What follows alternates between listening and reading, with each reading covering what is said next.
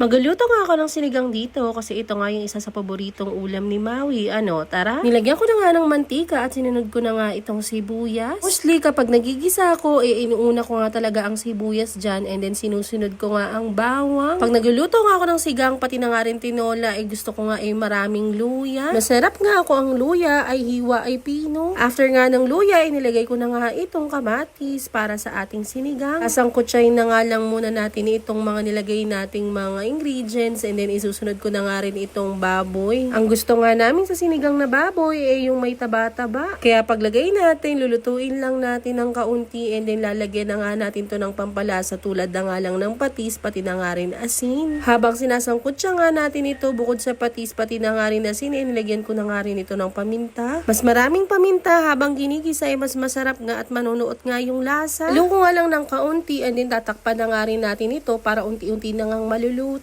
Habang nagluluto na nga rin tayo ng sinigang na baboy, nagsaing na nga rin ako dito para hindi na nga magasaing si Maui dahil tulog pa nga siya ng mga oras na to. Bumalik nga kami sa pagkain ng red rice dahil nga malakas kaming kumain ng kanin. Nung kumubit-kubot na nga at kumulo-kulo na nga itong ating baboy, nilagyan ko na nga rin siya ng sinigang mix. Bali, 3 sinigang mix nga na maliliit ang nilagay natin. Ito yung sinigang mix na original. Then hinalo ko nga lang ng kaunti nilagyan ko na nga rito ng tubig para sa ating sabaw. Pagkalagay nga ng tubig, nilagyan ko na nga rin ito ng magic sarap para sa ating dagdag pampalasa. Masarap nga sa sinigang na baboy, kapag ang baboy sobrang lambot na nga. So, story time nga lang, no nakaraan na nagluto nga ako ng nilagang baka, alam nyo bang napanis itong nilaga? Dahil nakakainis itong Maui na sabi ko nga sa kanya na kapag lumamig na nga ng kaunti, itong baka, ilalagay na nga niya sa ref, pero hindi niya nga nilagay at naabutan ko pa nga ng hating gabi. Kaya namang tuluyan ngang napanis, sinugasan ko na nga lang maigi para naman ipapakain ko na lang yung gulay na natitira kay Boba. And bumalik na nga tayo sa sinigang, niligyan ko na nga siya ng gulay tulad na nga lang din dito ng talong, okra, and then yung siling green. Kapag kumulo-kulo at lumambot na nga ng kaunti, sinunod ko na nga rito yung sitaw para sa ating gulay. Hinakpan ko nga lang dyan para maluto na yung ating gulay and then nung naluto na nga lahat ng mga nilagay natin, nilagyan ko na nga rin siya ng kangkong. Ito nga yung gulay na huling-huli kong nilalagay para naman medyo malutong pa bukod sa naluto na yung ibang gulay na una nating nilagay. Once na nilagay nyo na nga yung kangkong sa inyong sinigang, maghihintay na lang kayo ng 1 to 2 minutes at luto na nga iyan. Mas masarap talagang kumain ng gulay kapag medyo malutong at talaga namang tama-tama lang ang luto. Naghain na nga ako at kumain na nga kami dyan ni Maui. Gumawa na nga lang din ako ng sausawan. Ang sarap ka talaga nitong baboy dahil sobrang lambot nga. Tapos sasamahan mo pa ng gulay at lalagyan mo nga ng patis na ginawa natin. Nilagyan ko na nga rin yan ng sili. So ano pang hinihintay mo? Tara, kumain na tayo!